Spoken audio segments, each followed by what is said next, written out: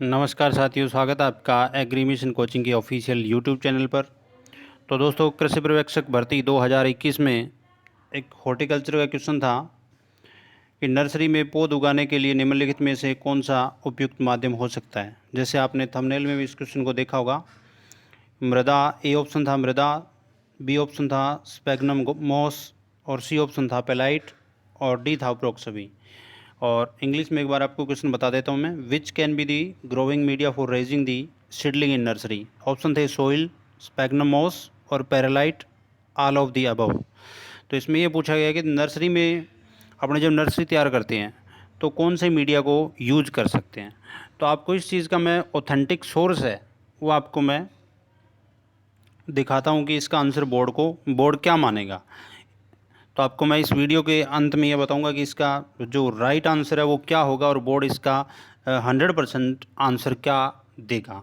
क्योंकि काफ़ी लोगों के मन में ये डाउट है कि इसका आंसर मृदा होगा, पेलाइट होगा या स्पैग्नम मॉस होगा। तो मैं आपका एकदम 100% डाउट है वो क्लियर कर दूंगा।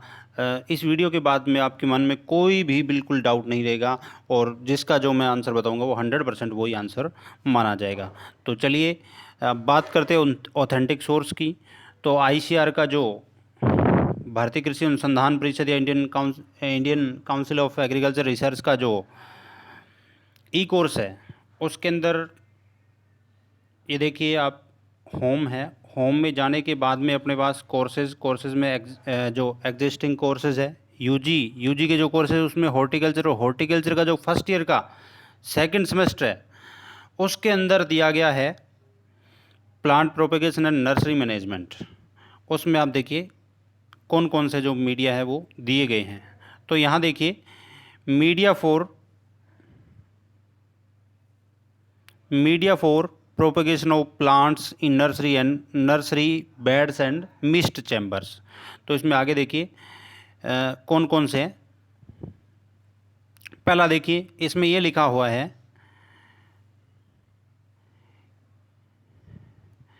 कि media used for propagation horticulture plant mainly consist of organic and inorganic, यानी ऑर्गेनिक और इनऑर्गेनिक कंपोनेंट्स होते हैं। इसमें देखिए ऑर्गेनिक कौन से होते हैं, जैसे इसमें पहले इसने दिया ऑर्गेनिक मीडिया जैसे पीट हो गया, स्पैग्नम मोस हो गया, बार्क हो गया यानी जो छाल हो गई, और समटाइम यानी लीफ मल्च है वो भी यूज़ किया जा सकता है, और वीट स्ट्रा है, पेडी स्ट्रा है या पेडी जो हल्स होती है उसको भी यूज़ कर सकते हैं, सा डस्ट है उसको भी यूज़ किया जा सकता है। तो आगे डिटेल से बताता है उसको देखते हैं। देखिए सबसे पहले हमारे पेपर में ऑप्शन था सोइल। तो यहाँ देखिए सबसे पहले इसने सोइल दिया है।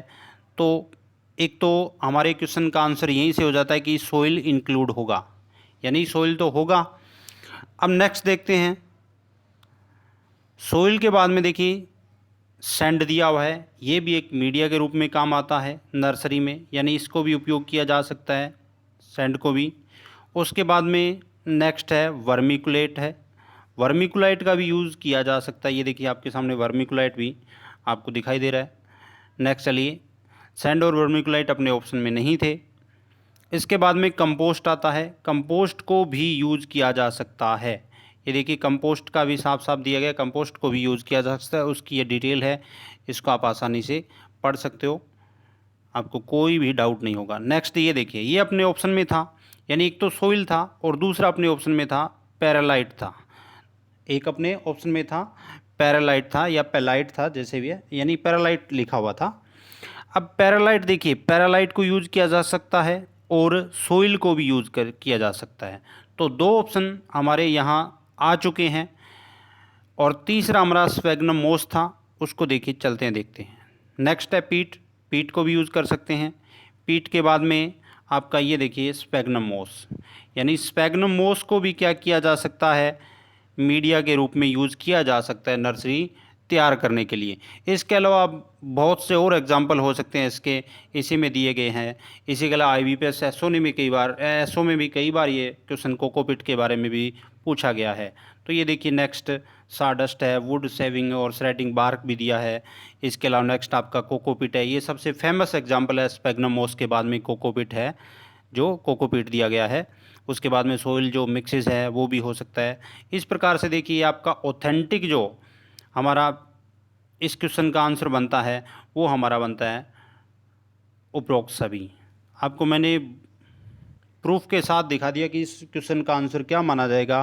तो इस क्वेश्चन का आंसर उपरोक्त सभी होगा, यानी मृदा को भी यूज़ कर सकते हैं, स्पैग्नम मोस को भी यूज़ कर सकते हैं और पैरालाइट को भी यूज़ किया जा सकता है। जिसका आंसर जिसने ऑल ऑफ दी अबव या उपरोक्त सभी आंसर किया है उसका कोई डाउट नहीं है, 100% ये आंसर सही है। तो इसका राइट आंसर होगा उपरोक्त सभी। दूसरी बात रही है कि कुछ लोग स्टूडेंट ये मान रहे हैं कि आउट ऑफ सिलेबस है। देखिए अपने सिलेबस में नर्सरी टॉपिक है और तो ये सिलेबस में भी है, आउट ऑफ सिलेबस भी नहीं है। वैसे आउट ऑफ सिलेबस जो क्वेश्चन होते हैं वो भी कहीं ना कहीं इनडायरेक्ट रूप से हमारे सिलेबस से लिंक होते हैं, इसलिए क्वेश्चन आउट ऑफ सिलेबस मानकर डिलीट बोर्ड के द्वारा नहीं किए जाएंगे। तो इस वीडियो में इतना ही, मिलेंगे नेक्स्ट वीडियो में, एक और डाउट क्लियर करेंगे आपका। धन्यवाद।